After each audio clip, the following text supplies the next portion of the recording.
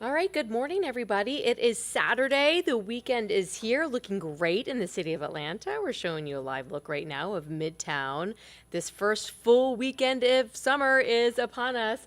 Thanks so much for checking in with a quick update of your news and your weather headlines. I'm Megan Packer, and we'll check in with First Alert meteorologist Courtney Jacobazi in just a moment, talking about that warm up we will certainly be feeling this weekend. Lots going on right now, though, in and across metro Atlanta this morning. One of the stories that you saw if you joined us earlier today for Atlanta News First Saturday morning was the very latest about the opponents, people who are opposed to the planned public safety training center in DeKalb County. Now, there is what's being called a week of action kicking off right now as we speak. People who are opposed to that public safety training center are kicking off the week of action, and they're gathering at Brownwood Park in Atlanta. This is video as we've covered the demonstrations over the past several months. But earlier this month, we told you the Atlanta City Council voted 11-4 to approve funding of what critics are calling Cop City.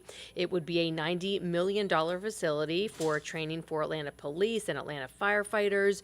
And the Defend the Atlanta Forest campaign is organizing the week of action, as they call it. So we have a crew out there with them right now, and we will keep you updated throughout the day on air and online as they gather. And now this all comes as the DeKalb County District Attorney announces that she does not want to be involved in the dozens of cases surrounding this project.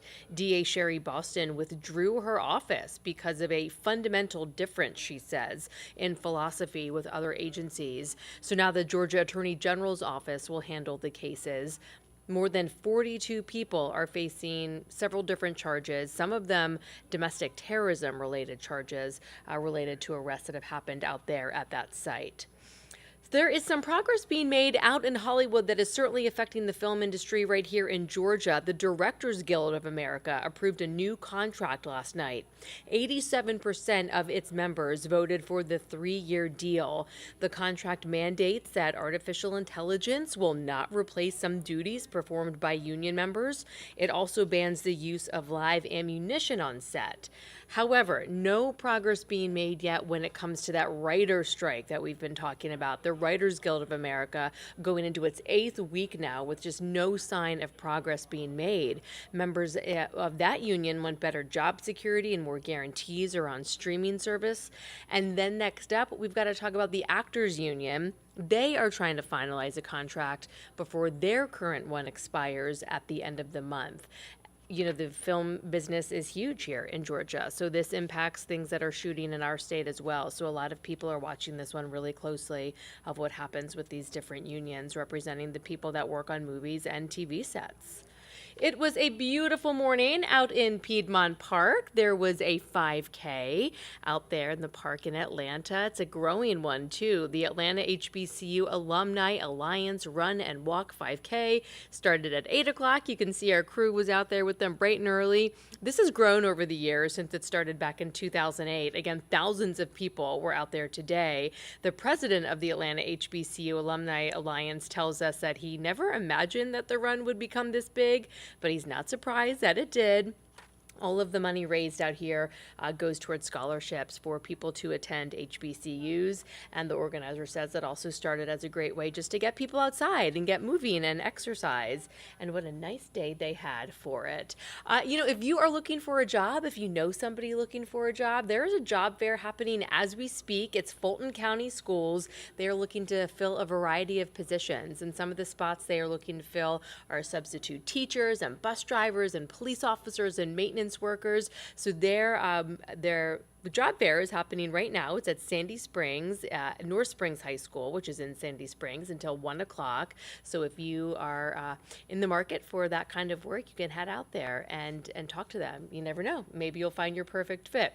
So good luck to you. We hope that you enjoy your weekend. We know you want to know what the weather's like, so let's take another peek outside. This is Midtown. Look at these beautiful skies. First Alert meteorologist Courtney Jacobazi is here.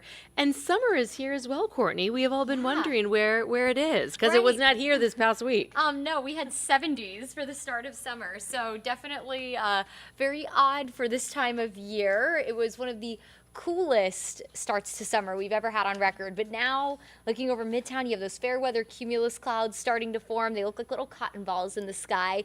And when you have those clouds, though, that usually means that there's some humidity out there, enough moisture in the air to form those clouds as we heat up. So it's going to feel a lot like summer today. Our humidity will be a little higher, and the temperatures will definitely be higher. We hit the mid 80s yesterday. I think we're going to hit the upper 80s today. So let's talk about it. It'd be a great day to head by the pool, or go to the pool, I should say. Temperatures will be in the low 80s by noon, and then we'll head into the mid 80s by 2 o'clock. Lots of sunshine today, so UV index is high. Can't stress enough that you wear all your sun protection, hat, sunglasses, sunscreen. Those are good things to keep handy today. And by 4 o'clock, we'll be in the upper 80s, which is ultimately where we'll top out for the afternoon. Now, tomorrow we start to add a couple of extra factors to the forecast, if you will. We'll start dry, mostly sunny. You can see here this model is kind of hinting at maybe a few stray showers early in the morning. That could be possible, but we'll really be looking for the afternoon hours. So tomorrow morning we'll start out mostly sunny, temperatures in the upper 60s, low 70s, and then look back out in Tennessee around 11 o'clock in the morning. Models are kind of struggling on this. We call it a short wave. It's essentially a wave of energy that produces showers and thunderstorms.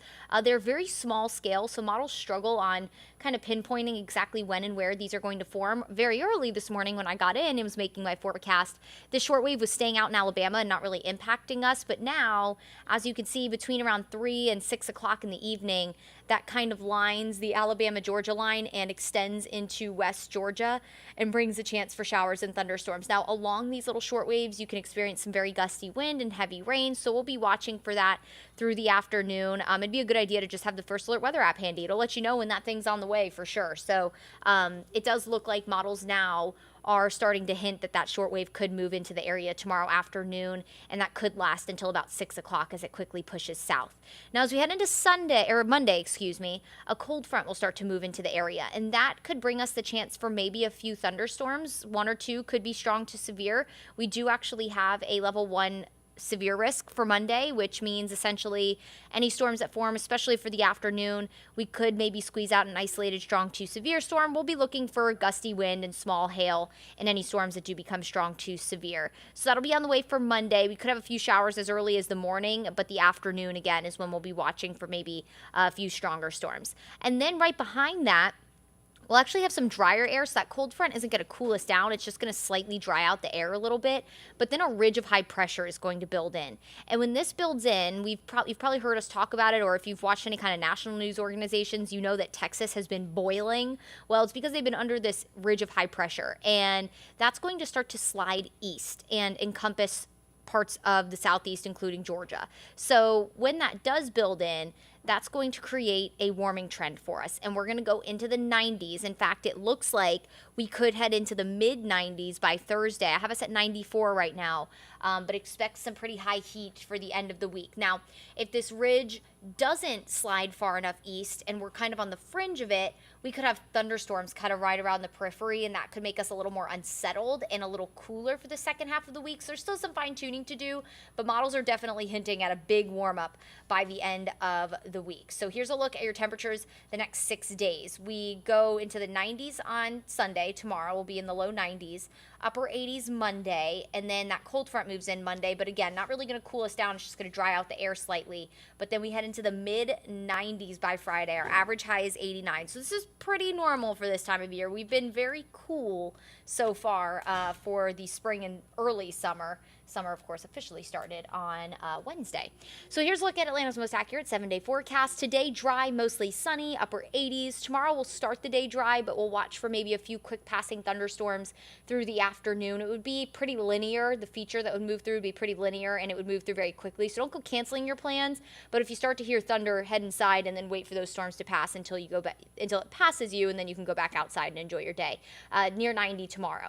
And then as we head into Monday, that cold front brings a chance for a few storms. Maybe an isolated strong to severe storm. Will be near 90 Tuesday and Wednesday before bumping into the 90s, and especially Friday, the mid 90s, with maybe a few isolated thunderstorms. That would really be thanks to just the heat of the day. So gear up for the hot summer weather. It is upon us, everyone. I mean, really starting today, upper 80s is definitely hot compared to what we've had. So it was only about time before the weather started playing along like it should for this time of year, and we're definitely in for a pretty hot week. But we'll keep you posted, of course, about the storm chance for tomorrow. Those little short waves, like I mentioned, they're really tough to pinpoint, so that could change by the evening tonight. So you'll want to tune in with First Alert meteorologist Cutter Martin later today to get the latest on the forecast for your Sunday. But Monday, we've been consistently watching that cold front that's going to move in on Monday. So that could bring us, again, maybe an organized threat for an isolated severe storm or two. So that is why that's a first alert. And then it's only up from there temperature-wise, 90s by the end of the week.